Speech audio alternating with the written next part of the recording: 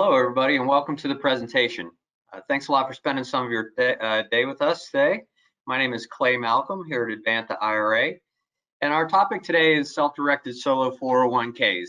They're really tremendous tax tools, and but there's a lot of misperceptions about how they operate, and frankly, there's a lot of ability for the self-employed person here to operate what's going on, to operate the plan and invest as they see fit and things like that. So we're going to try to investigate those topics specifically, and hopefully give you a sense of how the tool works, how it might work best for you, and whether it's something that you want to engage in. So that's going to be our goal for today. So thanks again for joining us.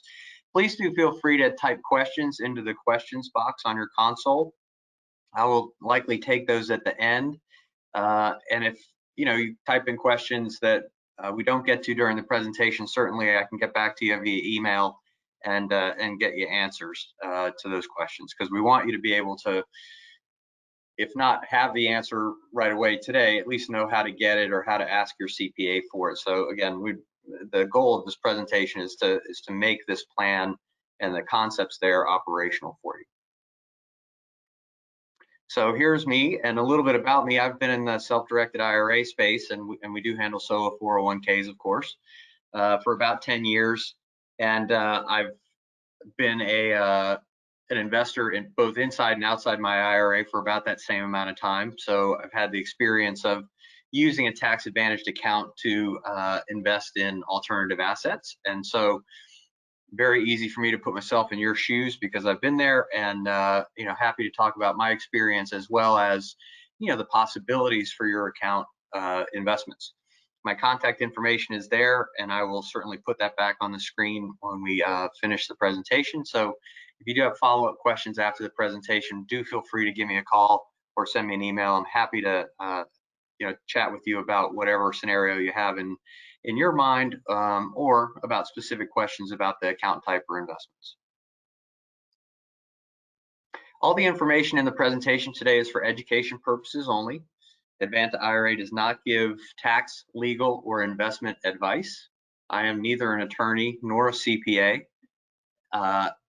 The information, as I mentioned before, for education, and we certainly encourage you to take this educational information and integrate it with your financial team, your tax team, or the team that surrounds a certain type of investment. This is really part of the equation, and one of the great things about, I think, self-directed IRA accounts and self-directed solo 401ks is that you get to bring to bear not only your own expertise or your financial team's expertise, but also any of the teams that you use in order to vet investments, choose investments, negotiate the deals, et cetera, et cetera. We don't advocate any particular investment strategy or investment vendor. Our role in the IRA equation is really to document the activity of the account so that it gets to keep the tax advantages.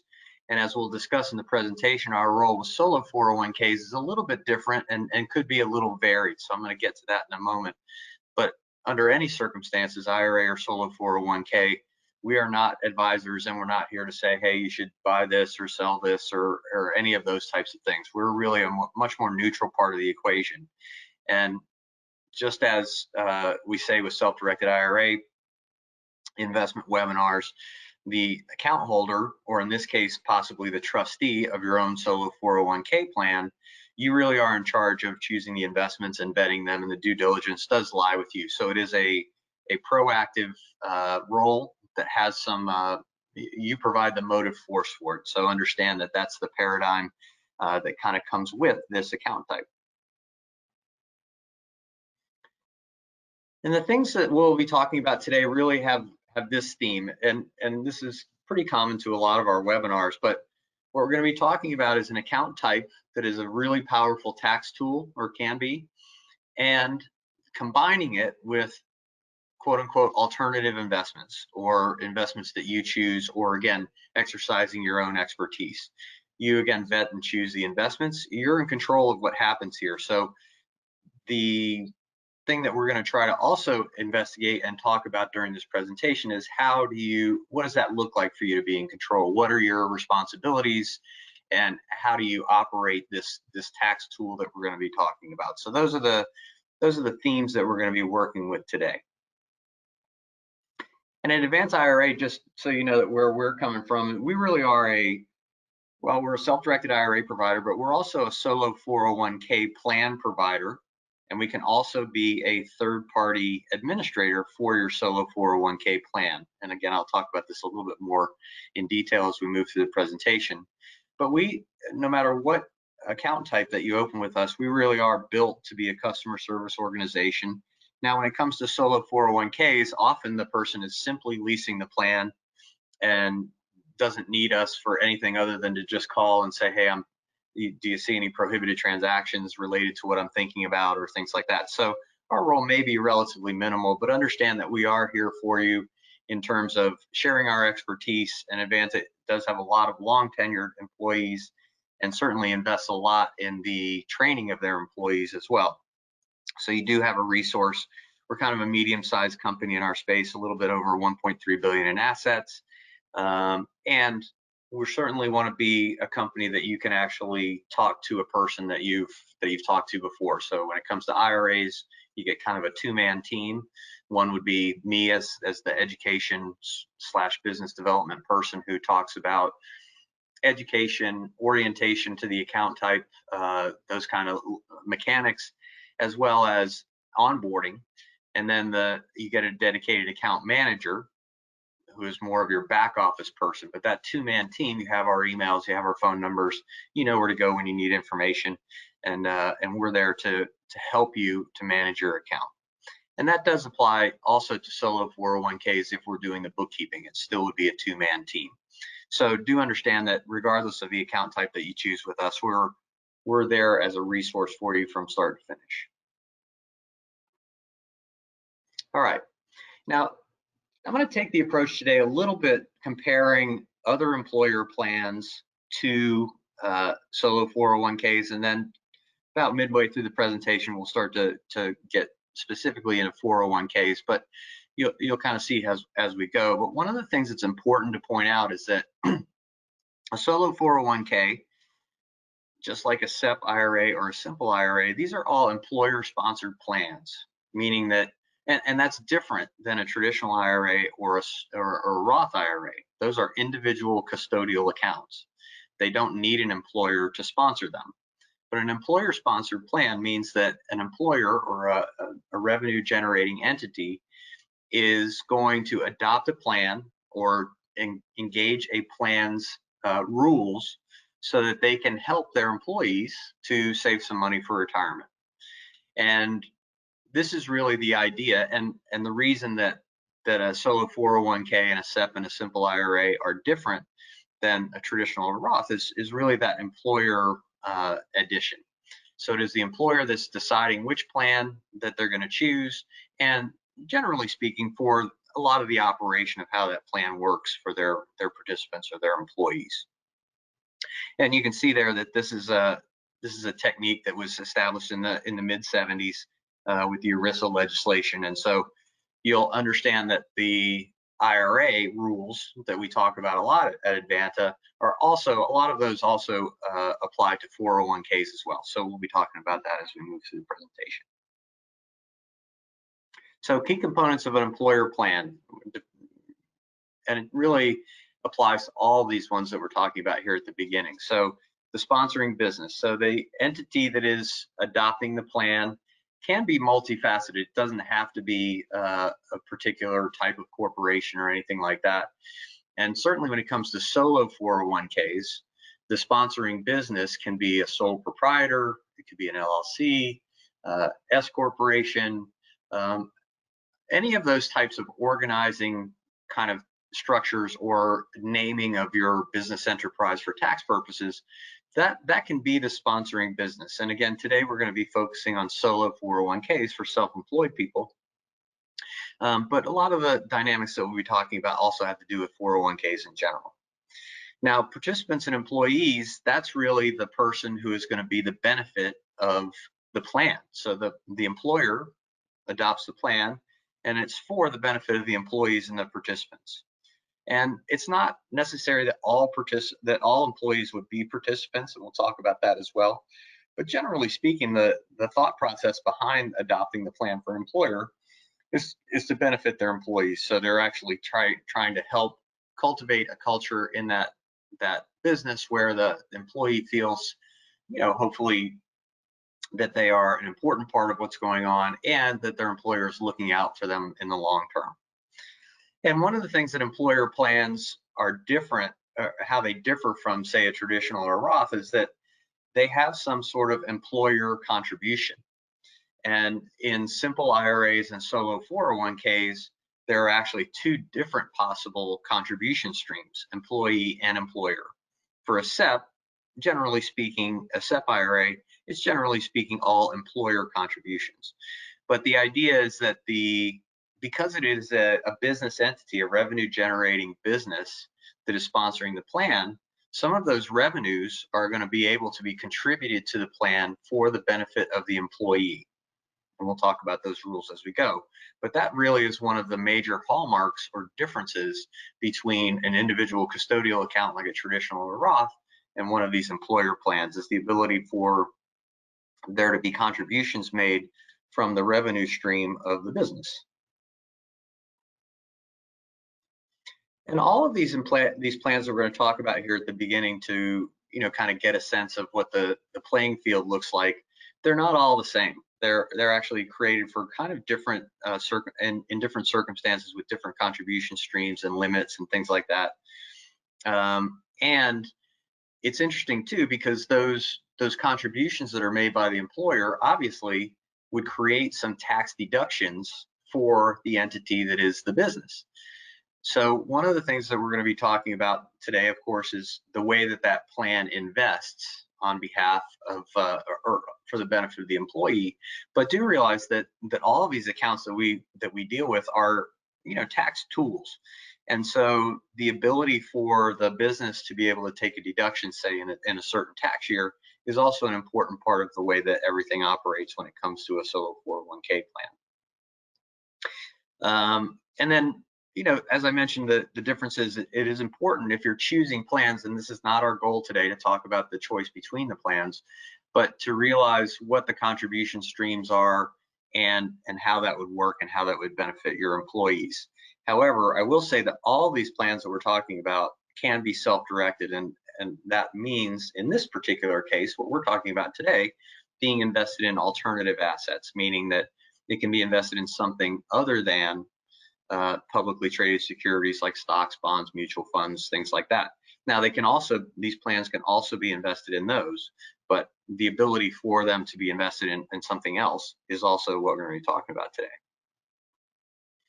One of the things I think that not everybody has a super firm grip on is the ability for the funds in these accounts, the assets and the funds in the account, is their portability. But I will say this, that when we're talking about particularly a solo 401k, one of the nice things about it is that it has the ability to consolidate a lot of different accounts. And what that means is that rollovers can come into that solo. So let's say I establish a solo 401k, but I have a traditional IRA over here at my banker brokerage house. I have an old 401k, I have an old 403b, and by old, what I mean is I no longer work at those employers that sponsored those plans, so they are automatically mobile because I'm no longer employed by those companies, so they can be rolled over without tax and without penalty to my new solo 401k.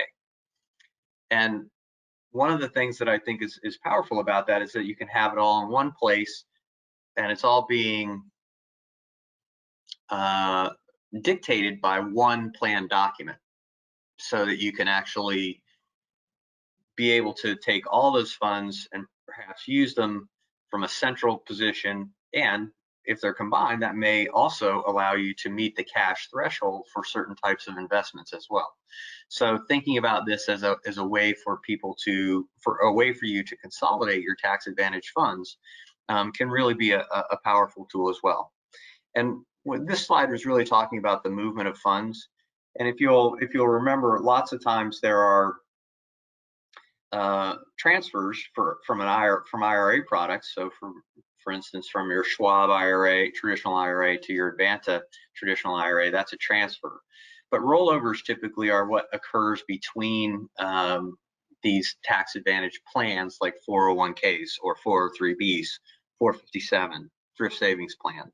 So when those are being moved, it's typically a rollover. Direct rollover really just refers to the fact that the plan that is sending the cash or assets over to your solo 401k, what that really means is that they're going to have the cash in particular sent directly to the new plan. And if it's a check, it would be made out to that new plan. If it were a wire, it would be wired to the new plan's bank account, that kind of thing. If it's assets that are being moved in kind, that's often a titling exercise or a change of documents and things like that. So that's a little bit different. But direct rollovers mean that the funds are moving from one plan to another without being distributed to the participant. Now you can also do rollovers, which means that are not direct, meaning that the old 401k plan processes a distribution to you, the participant, and then within 60 days, you're able to put it into another tax advantaged account. So that is possible as well. The thing that's a little bit tricky about that sometimes is that if the 401k plan where the money is coming from, they will often want to take taxes out. And if you're actually just moving those tax advantaged funds from one plan to another, you don't want the taxes taken out, right? Because you want the entire amount to be moved into the new plan. So do watch out for that. So when you're affecting a rollover, it's important to just realize that you want the entire cash amount as well as the assets to be moved to the new plan. And so watch the rollover part of it. And typically speaking, what you'll be asking for is a direct rollover for those purposes. And I threw in this rollover chart just to kind of back up my point about consolidation earlier. So as you can see, and this is something that you can download from the IRS website as well. It's just put in rollover chart on irs.gov and it'll come to this. So you can see that there are a lot of plans that can be moved from into a qualified plan, and that's what the solo 401k is. So it's a qualified plan. So you can see that there are a lot of yeses in that particular column that says qualified plan. So roll to. Now the employer plan options that we're going to deal with today, and again, this is going to be a little bit of a glancing thing because we're going to concentrate on solo 401ks, but often the employer is choosing between a solo 401k, a Sep IRA, and a simple IRA. Those are considered to be plans that can work for small businesses. Solo 401k obviously does denote that it is a self-employed person. Now it can be a self-employed person plus their spouse, as long as the spouse also works for the company. So in that case, there can actually be two participants in a solo 401k, but it's still considered to be a solo 401k plan. Sep IRA can be for self-employed folks. Simple IRA is typically not adopted by a self-employed person. It's really built for small businesses, and we'll talk about that a little bit. But generally speaking, self-employed folks are choosing between a solo 401k and a Sep IRA. And the biggest difference between them is who operates as the trustee or custodian. So for solo 401k, the employer is going to name the trustee. They adopt a plan, so they find a plan document that they like, they adopt that plan, and then they name a trustee or trustees. Usually for self-employed folks, that means you're going to name yourself the trustee. And that means that as the trustee, you are responsible for operating that plan according to the document and according to the rules. Now with a Sep IRA, the employer adopts a Sep IRA plan, but each participant, if it's a self-employed person, that's just one IRA. But if there's other participants, and that is allowable, that would be everybody has to have an IRA in order to receive the contributions that are made under the Sep IRA arrangement. And in any IRA product, there is a custodian. So in this case, somebody would be opening up an IRA with us, at Advanta, and we would be the custodian for that plan, meaning that we're responsible for the cash position, the bookkeeping, as well as the tax reporting, Form 5498, to the IRS.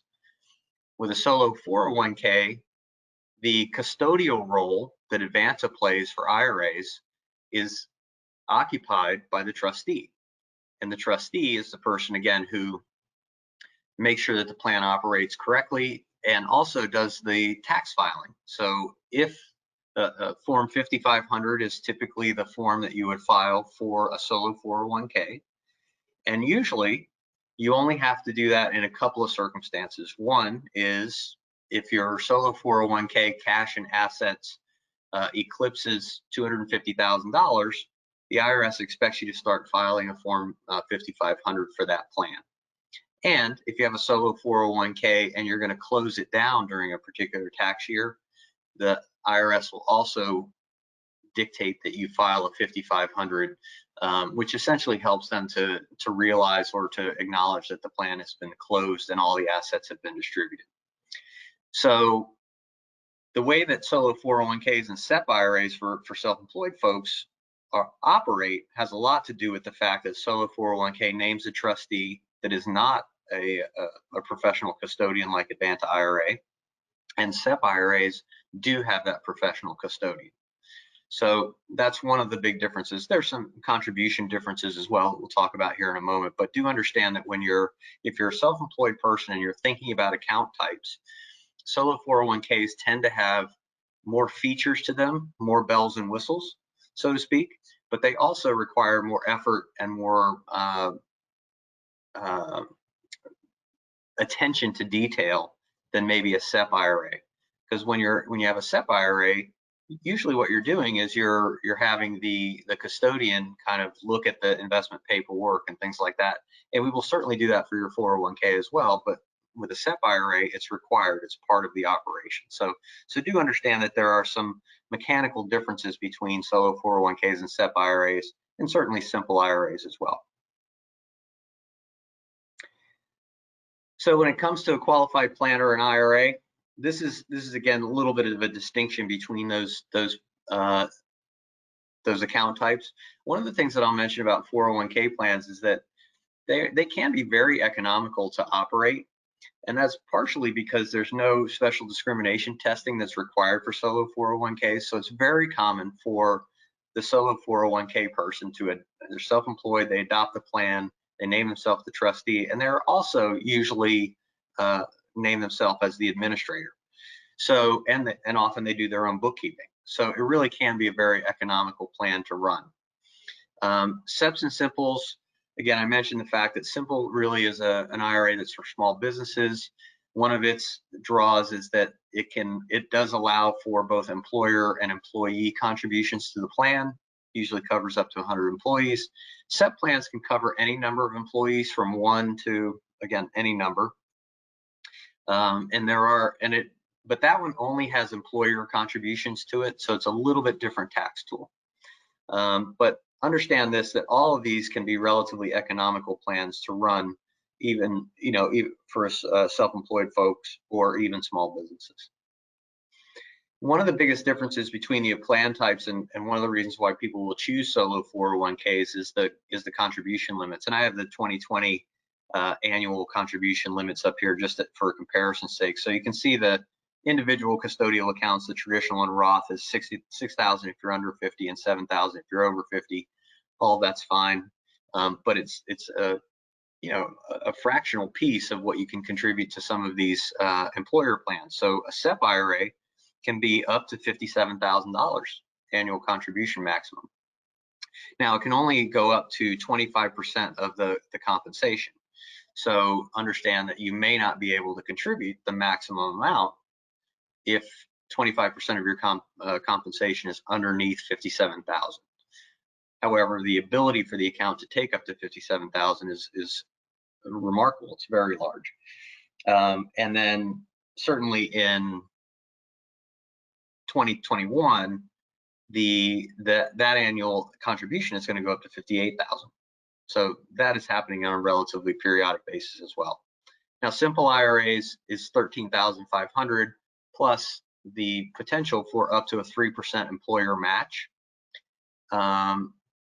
So much smaller annual contribution limit.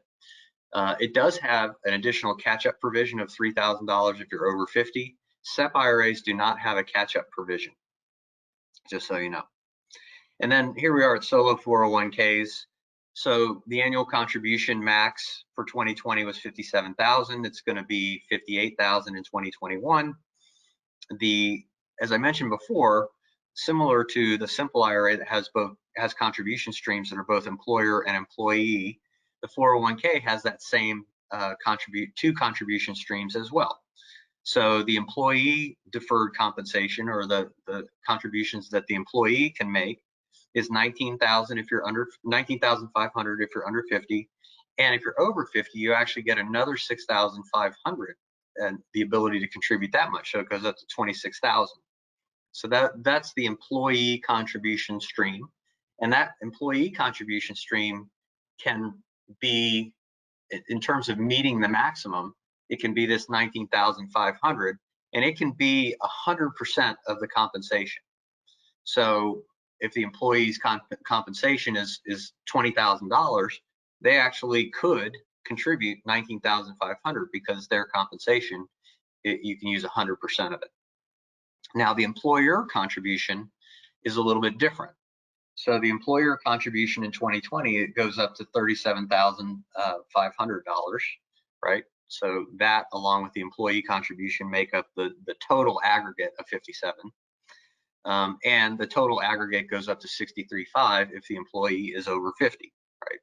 But it is also capped by a 25% level. So the employer contributions can only go up to 25% of the employee's compensation. So each of those two contribution streams have slightly separate rules, and it's important to talk to your CPA or your tax person, whoever your tax team is, about how that works. And I would say that it's particularly important if you make the employee contributions in the Roth format, which you are allowed to do if your plan document allows for it. So thinking about this contribution limit page is really a lot about the tax tool. What tools are you going to use? What deductions are you going to get? Do you want to have the employee contributions be in the Roth format, et cetera, et cetera? So this is really where you start to exercise the flexibility and the agility of a solo 401k plan to manipulate your taxes for a given year. We have an ESA down there, which is usually a little bit of a side thing, and not everybody has that. And HSA is really not part of this conversation as well, other than I will specify that while solo 401k contributions and traditional IRA contributions and some of these account contributions can intersect with each other in terms of their overall deductibility and your ability to make contributions, HSA contributions are always separate. So they are always going to be an additional avenue for you to make contributions to a tax advantage account. It doesn't matter how much you contribute to your other accounts, because those are all, generally speaking, with the exception of the ESA, about your retirement. Health savings is considered to be a little bit separate bin, so it always has the ability to make contributions as long as you qualify to make contributions, of course. So have to have a high deductible health plan, not on Medicare, not a dependent. Okay, so that's a little bit about the contribution streams and why solo 401ks and SEP IRAs tend to be the plans of choice for self-employed folks, because the total gross annual contribution limit is very high. They do operate a little bit differently in terms of how the contributions get made. And let's go. I'm going to go back here for a moment about the self-directed part of this and the rules that apply. And this is really something that applies, and we talk a lot about this when it comes to IRAs. But again, the rules for the plans were written in the ERISA legislation, so there's a lot of them overlap. But the combination of things that we're going to be talking about today is taking one of those account types, whether it's a SEP IRA or a solo 401k. Again, we're going to delve into solo 401ks more specifically here in a moment. and the ability for that plan to invest in all the things that are allowable by law for the plan to invest in. So yes, it can absolutely invest in stocks and bonds and mutual funds and ETFs and things like that, but it also has the ability to invest in physical real estate or almost any kind of real estate asset, multifamily syndications, trust deeds, tax liens, all kinds of things. So that's always a possibility. Notes and mortgages, again, almost any kind of debt instrument, assuming that we don't, get into the disqualified person rules, which we're going to talk about next. Those are all available. So debt instruments, you can do futures trading. Foreign currency is one that is certainly available. And in this day and age, of course, cryptocurrency. So the ability for your solo 401k to open an account at a cryptocurrency exchange is something that you absolutely can do. Put some of the 401k plan money in there and trade it as you see fit, because because you're typically speaking the trustee. Private placements, of course, physical precious metals are also available. So a solo 401k can invest in gold, silver, platinum, and palladium. You can use LLCs as a subset of either your Sep IRA to create checkbook control, or even as a subset of your solo 401k. You could have many LLCs, especially if you feel like that will help you organize things or give you some liability protection, things like that. So remember, just like in IRAs, the IRS is going to let the solo 401k or Sep IRA, but solo 401k plan protect its assets and use these type of investment tools and structures for your investment strategy. All that said, I do want to just make sure that we cover a little bit of the self-dealing rules. They do apply to 401k investing as well.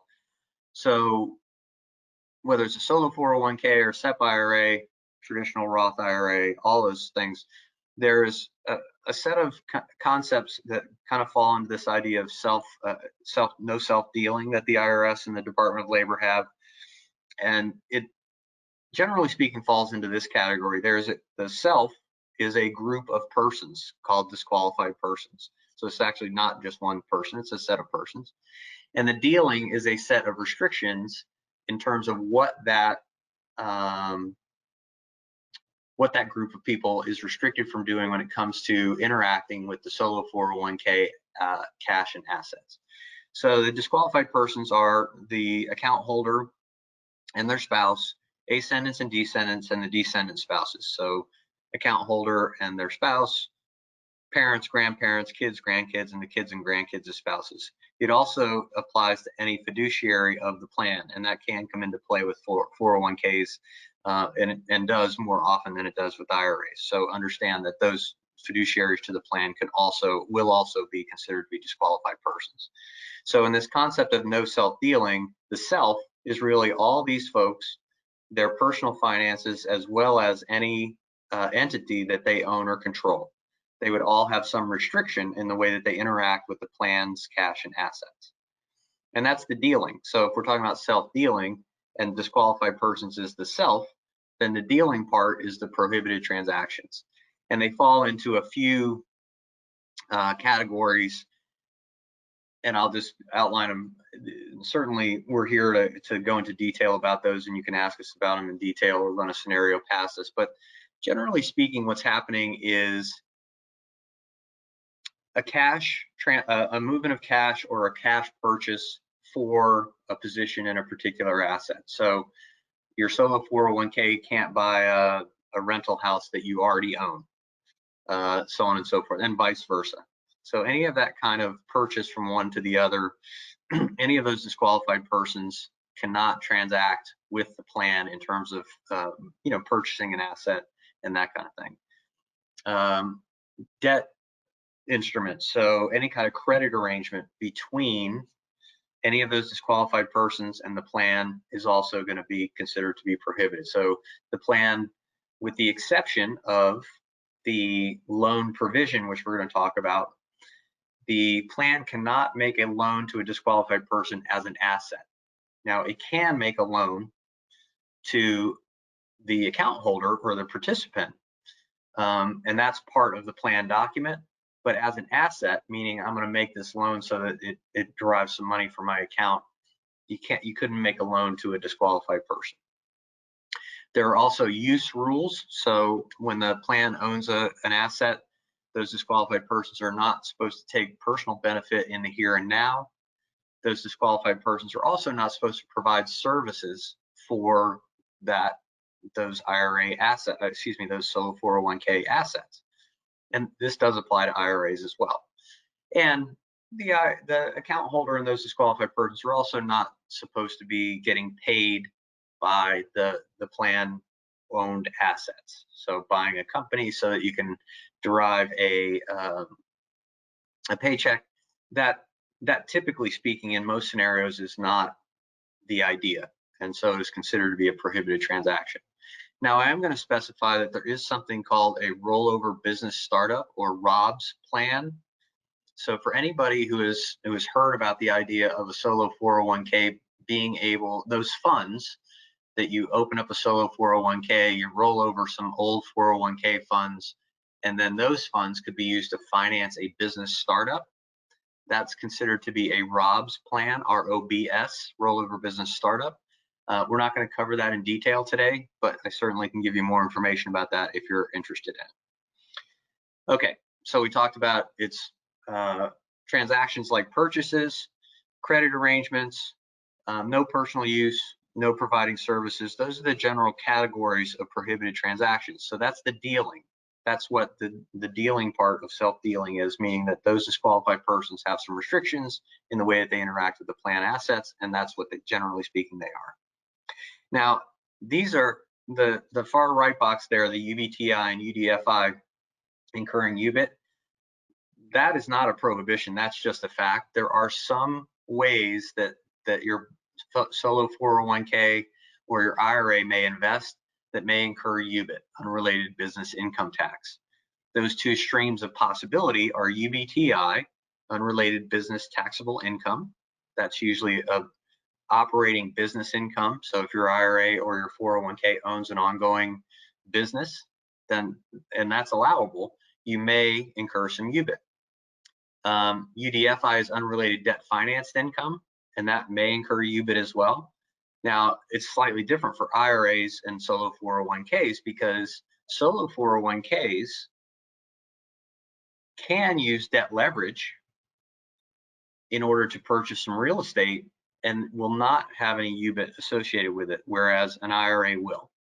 So there are some distinctions here. And so again, if you're considering the difference between a Sep IRA and a solo 401k, understand that UBIT that's associated with UDFI, unrelated debt financed income, that could still occur in a Sep IRA, whereas generally speaking, in a solo 401k, it doesn't occur. On the other hand, the UBTI income stream, that could still result in UBIT even in a solo 401k.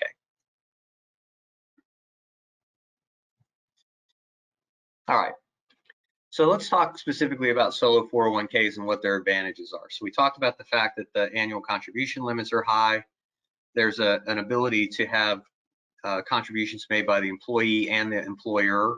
And I understand that for a self-employed person, that's the same, it's the same person, and we're going to talk about that here in a second. But there is an ability to manipulate kind of the tax ramifications of those contributions for you. It is a way through rollovers and things like that, to consolidate your tax advantaged plan assets. So you can move them all, generally speaking, other than Roth, you can move into a solo 401k plan. You do have access to a personal loan, so it is not a prohibited transaction for the plan document to allow a personal loan to the participants. And that personal loan can be, historically, it has been up to $50,000 or 50% of the plan's assets, although with the COVID legislation, that has been extended up to $100,000 or 100% of the plan assets. So, and that loan, and we're going to talk about it a little bit more here in a minute, is a legitimate way for the plan to loan money to the plan participant. We talked about the fact that UBIT that's associated with unrelated debt financed income does not apply to solo 401ks, and the plan document, if it allows for one, can also have the Roth provision, which allows for employee contributions to be in the Roth format. So again, when we were talking about it being a tax tool, it can be multifaceted in as much as the employer contributions are always made in the tax status of a traditional IRA, meaning that when the employer contributions go in, there's a tax deduction associated with it.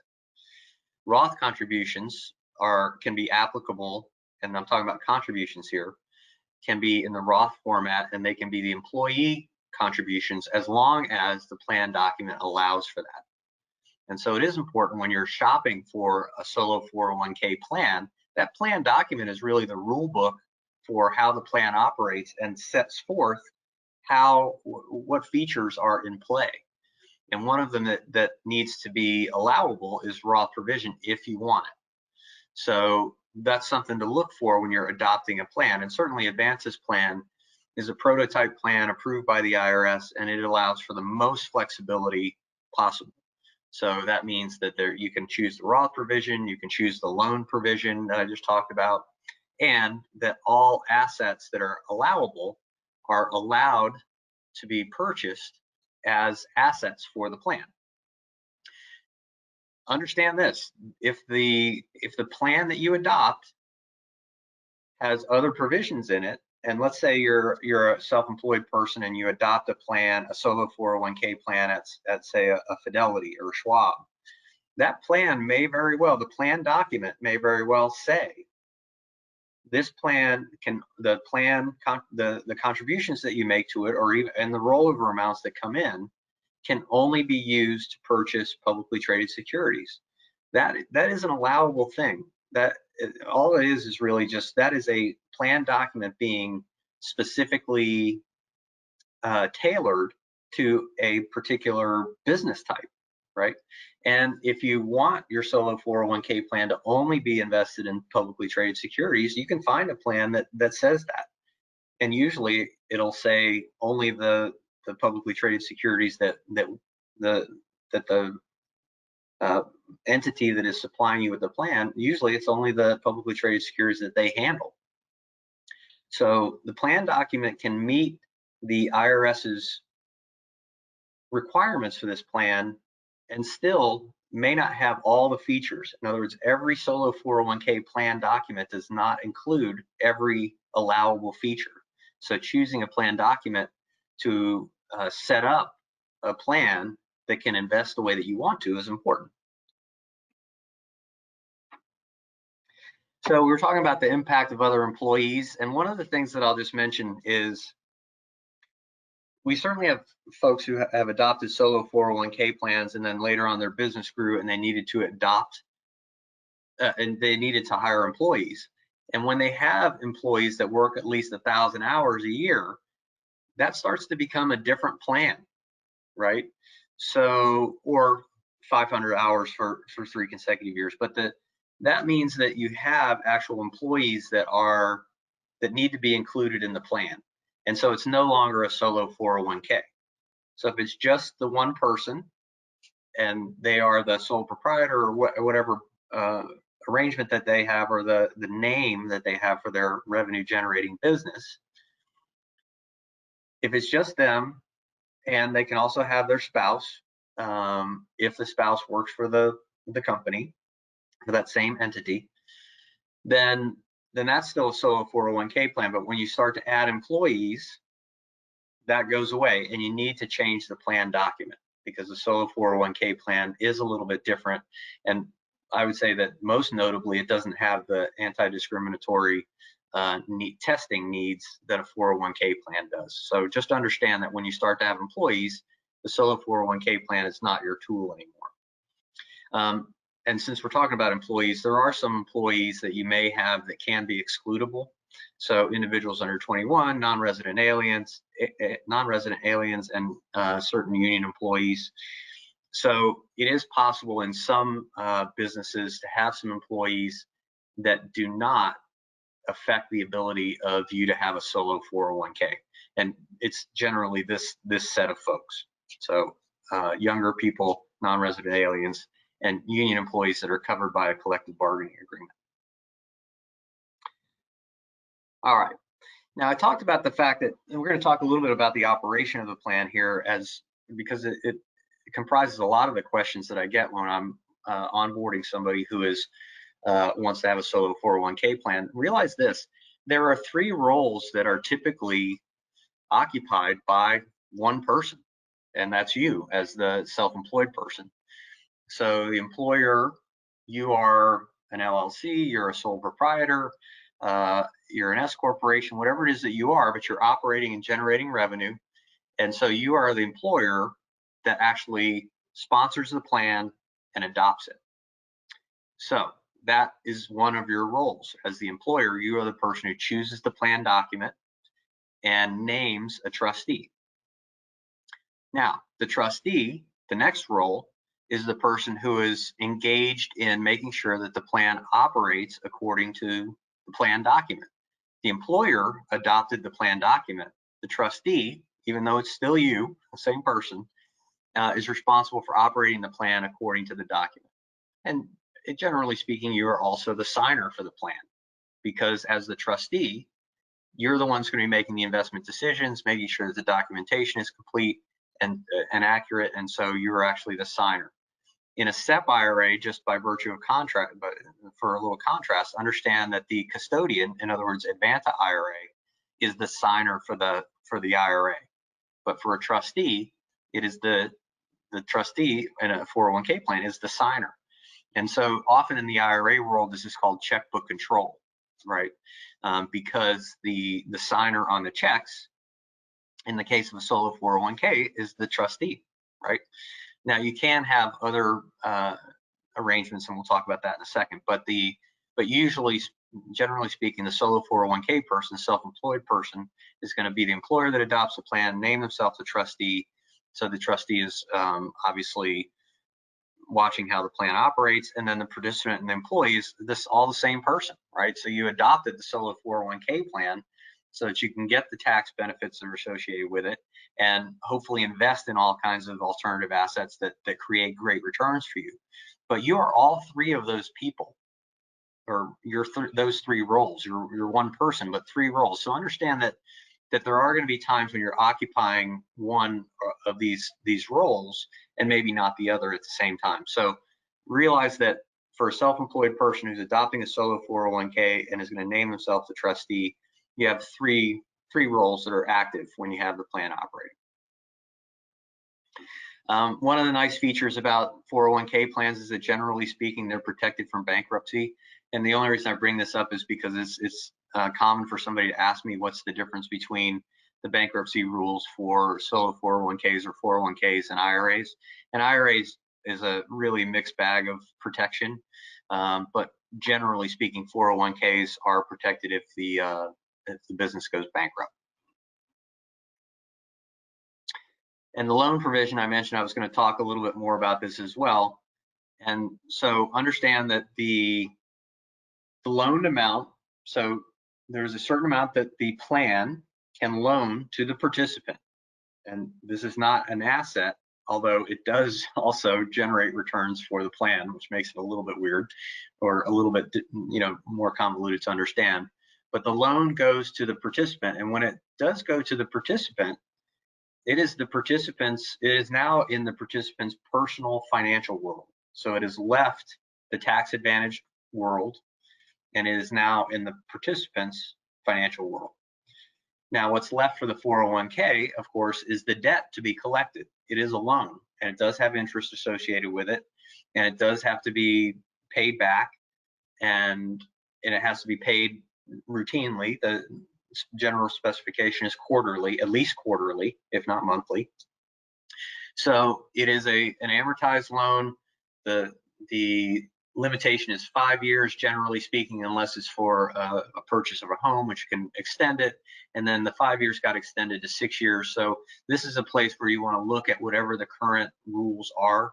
If you think that you want a loan from your plan, take out a loan from your plan, research, talk to your legal team and your tax team about what's available at the moment for that particular loan. Their interest rate is established by the plan or trustee. It's usually related to the prime lending rate, but there really isn't something that is hard and fast written. The interest rate has to be X. That doesn't exist. So there is an ability for the plan, for the trustee, to establish the interest rate, but it does have to be a real loan. The cool thing about it is that when you pay the interest back, you're actually paying it back to yourself, in a manner of speaking, because you're paying it back to the plan. So you're going to get benefit of it as well. If you default, then the loan does become part of your personal financial world from there out. So it's considered to be a distribution from the plan. And if it's before 59.5, then you have the penalty and so on and so forth. So do understand that it's possible for the loan to default. And if it does, then it is considered to be a distribution from the plan, and the ramifications of that are something that you need to take care of. Okay, so we actually covered this in some detail, so I'm not going to go into it again, but understand this, that if debt leverage real estate is part of your investment strategy and you're choosing between a Sep IRA and a solo 401k, the solo 401k does offer an advantage in this regard, in as much as the UBIT on UDFI is not going to apply there. And I want to talk about the Advanta offerings, and I'll talk about them also in the larger scheme of things. So at Advanta, we offer two different services and the combination of those. So service number one is just leasing the plan document. As I mentioned before, you want to make sure that you adopt a plan document that gives you the ability to exercise the investments that you want and the provisions that you want, if you want the Roth provision or the loan provision and that kind of thing. So we actually lease it instead of sell it to you. You can actually go to an attorney and some other providers and buy a solo 401k plan.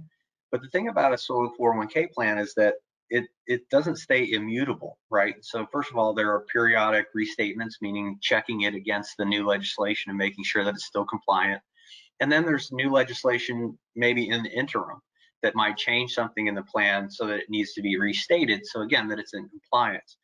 So the reason that we lease the plan is because we are going to stay on the hook for making sure that the plan document that you have adopted stays in compliance. So you don't have to worry about that. Now, as the trustee, you would still be looking at, hey, do I need to file a 5500? You'll still be looking at how do I accomplish the bookkeeping, those types of things, but you wouldn't have to worry that the plan would go out of compliance, because as part of you leasing the plan from us, we would take care of that. Second offering that we have is we can be the third-party administrator, or essentially the bookkeeper, and serve as the cash position. So all 401k plans, generally speaking, have to have some sort of cash position where you make the contributions and then disbursements are made for investments and so on and so forth. If you are a solo 401k trustee and you are doing your own bookkeeping, then usually you'll just go to a bank to open a cash position, or sometimes you can go to a brokerage house to open a cash position. But you can also hire Advanta to be that cash position, and we'll do the bookkeeping for you.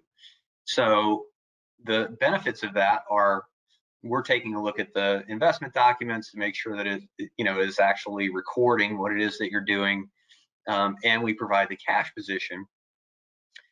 The things that somebody might consider to be a detraction, and we do charge for it. So things that might be considered to be a detraction of that are, we do charge for those services. It's a bookkeeping labor, so that's generally how we charge for things. Also, when you want money dispersed, you would need to contact us and arrange for that money to be dispersed. Whereas if you are a solo 401k trustee and you are not using us for bookkeeping, or you're doing it yourself, all you're doing is renting the plan from us. You establish where the cash position is going to be. That can be at your bank. You open up an account in the name of the plan, and you write the checks on it. So none of that activity would actually come through us. So you would have much more agility in terms of, or speed of disbursement of funds, because you are operating the cash position as opposed to having us do it. So do understand that we offer two things, the plan, and then there's a bookkeeping service. And you can obviously do both. So number 3 down there is both. hire us as the bookkeeper as well as adopt the plan. But adopting our plan does not obligate you to our bookkeeping. We call it a do your own plan, DYO, and that is just leasing the document from us. We certainly, try to give you some guidance in terms of the way that the plan operates, but you get to run it yourself. So this slide is really about how much control do you want. So again, if you have us as the third-party administrator or the bookkeeper, then we are housing the cash position, and so we are intimately involved in any kind of transaction in terms of disbursement of funds, a particular investment, also receiving the investment returns and things like that. So you're really working with a partner in us that is helping you do the documentation and providing the cash position. But like I said, you don't have to, but you can. So it really is a decision about how much control do you want. And to follow up, and this is going to be my last point, and then I'll take some questions. The DYO process, as I mentioned before, if you're just going to adopt the plan, and this is something that I think it must feel kind of loose for people, because I get a lot of questions about, hey, can I really do this? And the answer is yes. So if you're a self-employed person and you adopt the plan, let's say you adopt Advanta's prototype plan, the next step would be generally to obtain a tax ID number. You can do that online on the IRS website. Really doesn't take very long, 5-10 minutes, and you actually get the number at the end of the process. It's surprisingly efficient. So once you have the plan adoption, so you have the plan document, and then you also have the tax ID number. Generally, you go down to a bank and open up a bank account. Now, this does get a little tricky. Some banks don't understand what you're asking for, and so we do offer some help in terms of an explanatory letter. It's not uncommon for me to get on the phone with a bank to explain to them what it is that's happening. But there's a couple of keys to it. One is this is going to serve as the cash position for the plan, so it needs to be in the name of the plan, or at least completely separate, so that you would be able to do the bookkeeping easier. But it can be just a regular checking account. You make the contributions to the plan there. That's the bank account that would receive direct rollover cash, or direct cash rollovers from old plans. But that bank account serves as the hub. Now, again, if you have us do the bookkeeping, then the cash position is with us, and we're happy to take care of that. But often somebody is adopting the DYO plan, so they establish a bank account. It could be at a bank, it could be at a trust company, it could be at a brokerage house. That part is not as important. The important part is that from a bookkeeping standpoint and your ability to show the IRS that all the activity in the account has been for the plan, is you want to make sure that it's easy to document that, because you're the trustee, so you're the one that's doing the documentation. So go down to the bank, you open up a bank account, sometimes a regular checking account, sometimes it's a trust account, depending upon how that bank operates. But again, happy to get some to give help in regard to that if you adopt our plan. If you're going to have Roth components in the plan, you can certainly open multiple accounts. So you may open a 401k account and then a Roth 401k account, or however you want to designate that. But if you want to keep them separate, you certainly can. You're the trustee, you're allowed to do the bookkeeping the way that you would like.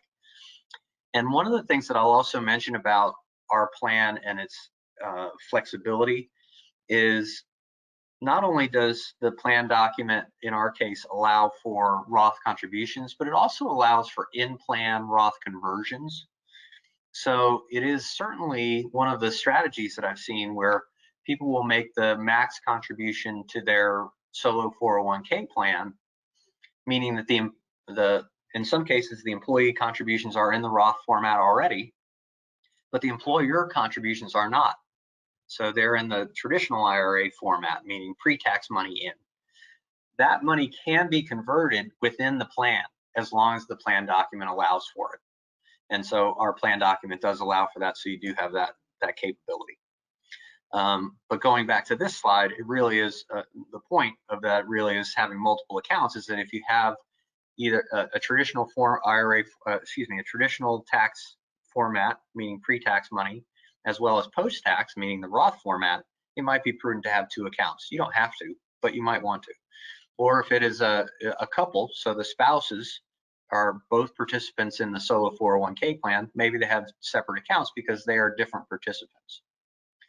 And then the last part, once you have the cash position and you've put some cash in it, either from contribution or from rollovers, or some sort of movement from old accounts, then you're choosing and making the investments. Very important to make sure that the investments are in the name of the plan. You will name the plan. So again, to make sure that you have a documentation of the activity, you want to make sure that any investments that you make are made in the name of the plan, and that the disbursement to close that deal comes from the plan's bank account, and that the receipts, the earnings that come back into the plan's account, because it has that tax deferred status. So you want that to happen. But once you have the plan's tax ID number and the cash position open, you're really at that place where you make contributions there, you make investments from that position, and later on, typically speaking, you would also make distributions from that place. So understand that that's really serves as the hub of the activity, the financial activity for the plan. Okay. So we covered a lot, and I realize that I'm actually a couple minutes over what's typically our hour here.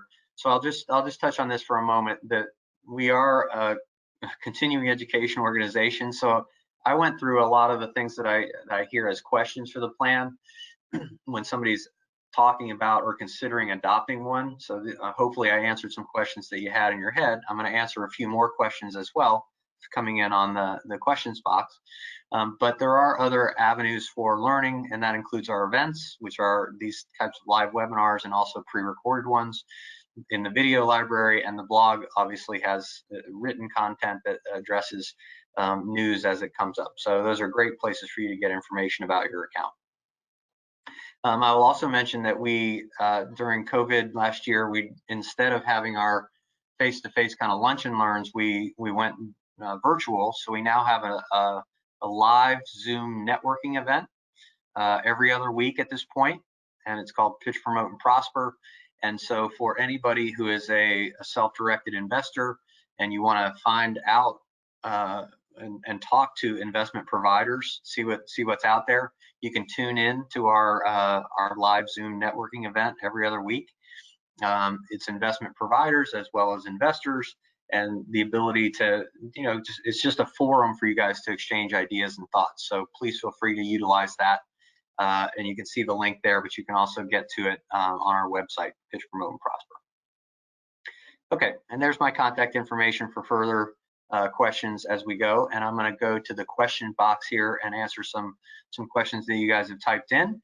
If you haven't typed in a question, you have one outstanding, go ahead and type it in, and I'm going to answer these. If it is time for you to go, I realize that we ran over the hour. I appreciate you spending some time with us, and have a great rest of the day. Thank you very much for your attention. Hopefully this was helpful, but I will stay on here and answer some questions. Okay, what is the latest a contribution can be made to the 401k plan? So that's an interesting thing. A couple of things I'll mention. Number one, it used to be that you had to adopt your plan and start it in the actual calendar year for the first tax year. So in other words, if you wanted the 401k plan to cover tax year 2020, you would have needed to open the plan in 2020. However, that's not the case anymore. They've extended it so that you can open your solo 401k plan up until such time as the business entity makes its tax filing, including extensions. So at this point, you actually can still open a solo 401k plan to cover your 2020, as long as you haven't done your business's tax filing yet. Now, one of the things that's a little bit confusing about that, or that there's a lack of guidance, employer contributions obviously can be made and always have been able to be made up until your tax filing date, including extensions. Employee contributions are intended to be deferrals of money that you're making.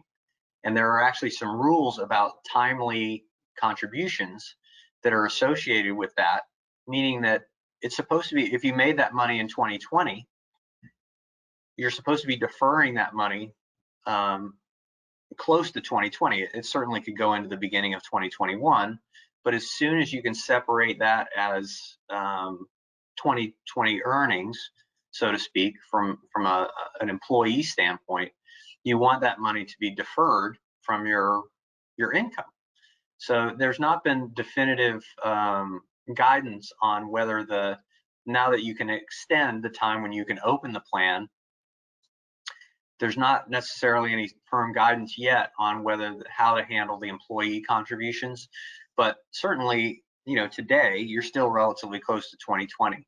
But the idea of having to open the plan in the calendar year, that has gone away for the time being. We'll see what happens. But in terms of the latest contribution at the moment, certainly the employer contributions can be up till your tax filing date, including extensions.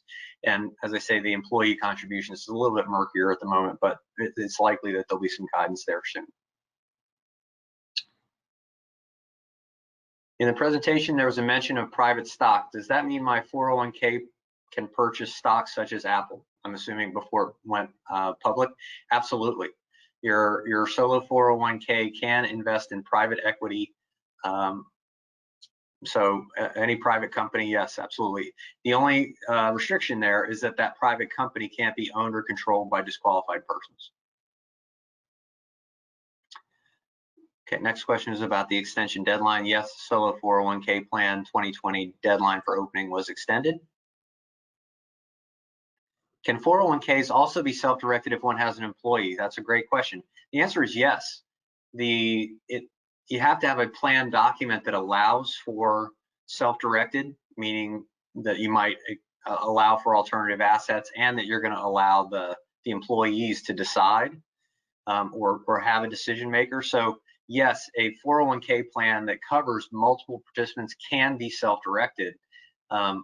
It's not a business that we're involved in, but from an overall, IRS and Department of Labor standpoint, yes, it can be. So they're asking, is there going to be a link to watch the presentation again? Yes, this is being recorded and it will be up on our YouTube channel. You'll actually receive an automatically generated email probably tomorrow that'll give you the link to the recording. Can I send a PDF copy of the presentation, the slides? Sure. So I will move them into a PDF, and it would be helpful if you send me an email, because then I'll be able to just turn it around, but I'll try to look at this list as well. So if you requested a PDF copy, yes, I can send you the slides, but if you'll send me an email, that's very helpful. Isn't it possible to use the employer's tax ID number instead of obtaining a separate EIN for the plan? No. I mean, one of the things that you really want to delineate is the tax ID number that's associated with the plan should be different, because it's different. It's a different tax status. If you use the tax ID number for your ongoing business, you may have a terrible time trying to distinguish which is money that was contributed to the 401k plan and that deserves the special tax advantages, and differentiating that from your regular operating income, which is in a different tax status. So the question being, is it possible to use the employer's EIN instead of obtaining a separate EIN? That's not a good strategy. You want a separate tax ID number for the plan, because it's a different tax status. What are the tax implications if my solo 401k plan buys a seller financed mobile home park with 16.67% down from my solo 401k? Well, the tax implications are essentially nothing. I mean, in the here and now. So your 401k plan can make a down payment, receive the benefits of debt, and once that has occurred, the solo 401k plan owns the mobile home park, and so the revenues would come back to the 401k minus the debt service. But all of that is occurring under the auspices of the plan, and because UDFI is not does not incur you, but in a solo 401k plan, basically the tax implication would occur just like any other thing in the 401k plan, and would take place at distribution, at the time of distribution. So when you start to take distributions from your solo 401k, whatever amount you distribute that's not in the Roth format would have a taxable consequence, but the earnings on this mobile home park would not. Is that a recourse loan? Can I also sign with a personal guarantee without any tax consequence? So the loan that the 401k plan takes out, or in this case, the seller financing, you're not allowed to attach your personal assets as collateral. So it does have to be non-recourse to you personally. And I'm not sure that it would have any tax consequences to you personally, and that's a little bit outside my expertise, so I'm going to defer on that one. But the solo 401k would need to take out a non-recourse loan, in as much as it can't have recourse to your personal assets or the disqualified person's personal assets. What percentage of the business income can be placed into the 401k? So that there's two contribution streams. One is the employer and one is the employee, and they both have certain pieces of it. The employee contributions can be up to 100% of their compensation. The employer contributions, and I realize this is all the same person, is only up to 25% of their compensation. So there's a question here about multiple 401k plans for unrelated businesses. And because we're running out of time, I think I'll address that separately, but it is possible for the same ownership structure to have multiple plans, but there are some very specific rules that are associated with it. So there's actually a posting about control groups and affiliated service group rules. They're kind of complex, and so that's really where you would want to go to make sure that you're staying in compliance with those. And I can send you this download that I have that's really a good one on that. But that's what you would look for is, do you qualify as a control group or an affiliated service group? Is there any way I can use funds from a defined benefit plan to invest in apartments where I'm a manager in the LLC that buys the complex? Generally speaking, no. The defined benefit plan, if you no longer work there, would be mobile, so it could be rolled over into another account type that could be self-directed. The defined benefit plan itself, if you're still employed there, it's not mobile and probably would not allow for investment in alternatives. But in your case, because the investment is, you're the manager of the LLC that buys the complex, that's going to be,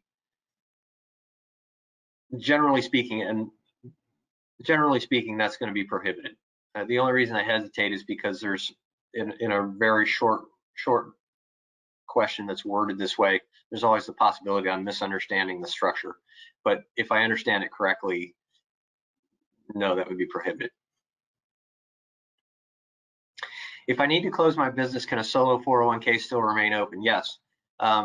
If the business is closed, then contributions cannot be made, right? Because all of it is predicated on revenue that's generated by the business.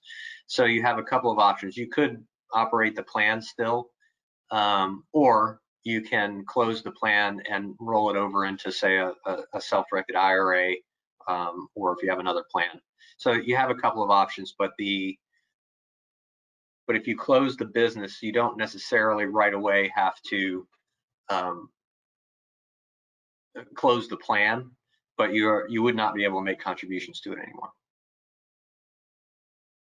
Can the balance of my solo 401k secure the debt for the owner?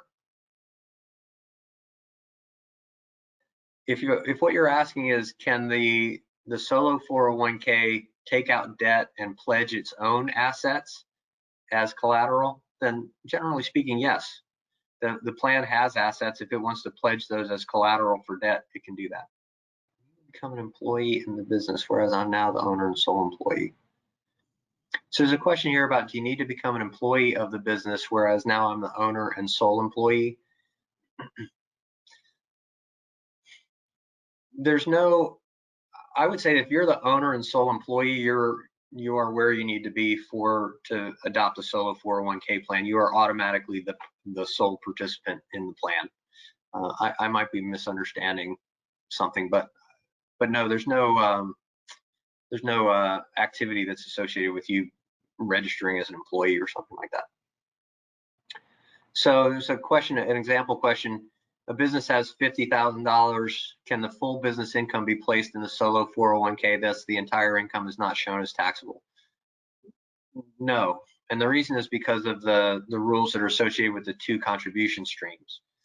So you can use up to 100% of that income for the employee contributions, but that has its own maximum. So that is 19,500 if you're under 50 and 26,000 if you're over.